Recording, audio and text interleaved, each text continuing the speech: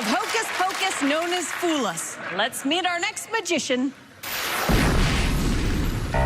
My name is Eric Mead. I'm a magician from Aspen, Colorado. Magician is professionally what I call myself, but my real job is family man. When you have a child, seeing through their eyes makes everything fresh and great again. There are many ways to try to fool Penn and Teller. I'm going to perform what's considered to be a classic piece of magic, but the interpretation of it and this particular version of it is very different. And I know for a fact that Penn and Teller will understand the main principle of the trick. But along the way, there's at least one and maybe three moments that will fool them. I've written my script in a way that if they're even fooled a little bit, they're gonna have to give it to me.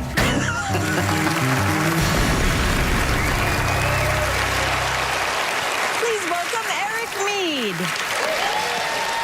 Thank you very much. Thank you. Thank you. It's probably just a coincidence that the man who first told me the 90-10 rule of magic works behind the scenes on this very program. It was the great Thompsoni himself who explained to me that if a magician shows somebody a trick and 90% of that trick fools them, but there's a little 10% sliver over here that does not fool them, the average person will say that the trick did not fool them, even though they can't explain 90% of it. Contrary-wise, if that same magician shows that same trick to his fellow conjurers, it only takes that 10% sliver for them to admit that they were fooled. I don't know if it's true or not, but I want to put it to the test tonight by doing something I think unprecedented. I'm going to explain in advance how most of the trick you're about to see works. First of all, gentlemen, you can take notes if you want to. First of all, there's a principle at the center of this trick that you will certainly recognize. It's at least 400 years old, probably much older. And you yourselves have used versions of it on this very stage, so I'm sure that you'll recognize what that is immediately. Secondly, you will see some sleight of hand, and I know that you know what sleight of hand looks like, so I concede all of that. There will be a little bit, just a little bit, of verbal misdirection, which may or may not have already begun. And finally, actually, that's it. That is, truthfully, honestly, at least 90% of what you're about to see. I'm not interested in that 90%, nor should you be. I'm only interested in the little remaining 10%, the part where you get reminded of what it's like to see magic. And to do that, you need to be close. Would you please come up here and join me on the stage?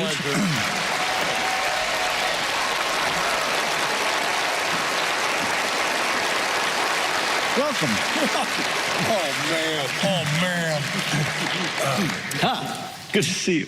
So the composition by John Ramsey, the particular arrangement I'm going to play for you today is by a dear departed and much missed Tim Conover. This is a classic called The Cylinder and Coins. I have some unusual props, which I'll tell you about in a moment. But for you, the important props are these 4 silver dollars. This is a drink coaster. Tonight it's going to act as a little stage, like a little raised platform. This is where all of the important action will take place. And the little piece of cork sits out there on the stage. The cork is just the end of a wine cork that I shaved off with a knife, just a little piece of cork. It will play the role of the MacGuffin, if you're familiar with that term, and be hidden inside the little cylinder. Oh, and the cylinder, I should tell you, is just a little strap. You can take that off of there. It's a little strap of leather that's had its ends stitched together. It's hollow. You can completely see through it. Penn, if you want to check it out, you're welcome to. I'll trust Teller on this one. And I'll let you see down through there, okay? So the important thing about the cylinder is that there's no top or bottom, so anything dropped inside will pass right through.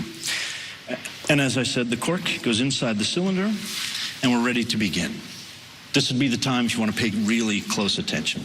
1, 2, 3, 4 coins. The idea, very simply, one by one, I'm going to take these coins and I'm going to make them disappear, each in a different way. The first one, the wand passes through my hand like this, and that coin sort of melts from my hand and appears down inside the cylinder, even though you're staring at the cylinder and it's right out in the open. 3 coins left behind. 1, 2, 3. Nothing else in my hands. That's number 1, that's number 2, and that third one Wait, there it goes. That third one, just a little like that. It disappears completely. Now, you're very polite. A lot of times when I do this for non-magicians, they'll grab hold of my wrist at this point and start looking at my skin to see if there's a slit or a pocket or something. There's not, but I can make it look like I have, like if I make a little fake incision right here in the back and I push down, that coin goes right through to the inside. Or I could push it down inside and then touch it with the magic wand and it instantly disappears down inside the little cylinder. That leaves just this one, the final coin. And we'll do it like this, from my left hand over, actually since the last one, let's do it right-handed, long distance. From the tip of the wand, it goes like this across the table, and it disappears down inside the little cylinder. And just so you have something interesting to talk about when you go back over there, I could not have dropped them in because they are resting underneath that little piece of cork. Thank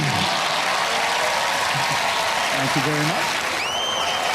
I feel like I'm running out of time here. Thank you very much. So I want to do this last part very quickly. We'll do the whole thing in reverse. The little piece of cork goes in my hand, the coins inside the cylinder. Did I say coins? The coins, I'll leave them sticking out there, right? The little piece of cork is in my hand, the coins, to the last second you see them inside the cylinder, and then we travel back in time to where one of those coins was right here at my fingertips. That's coin number 1. A second coin out there in the air, that's number 2. Don't blink, that's number 3. 3 coins from nowhere. Of course, we didn't start with 3, we started with 4. That's that 4th coin. The little piece of cork instantly disappears, and don't even try to pretend that didn't fool you. And right over here, inside, the little piece of cork that has no bottom, no top. And that is what magic should look like. Thank you very much. Thank you very much.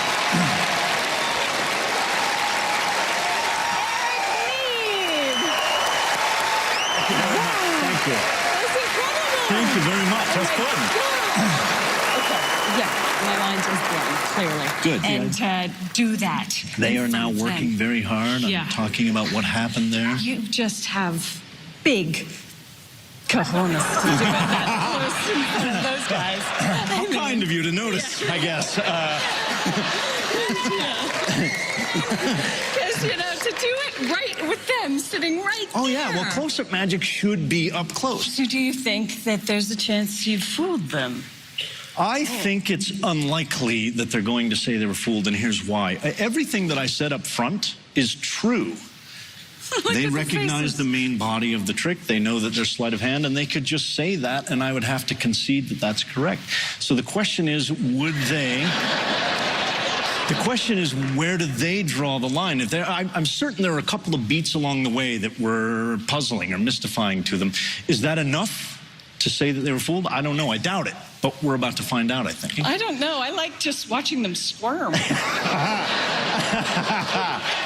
Eric, you chose to do something really, really difficult, which is coin magic in front of us.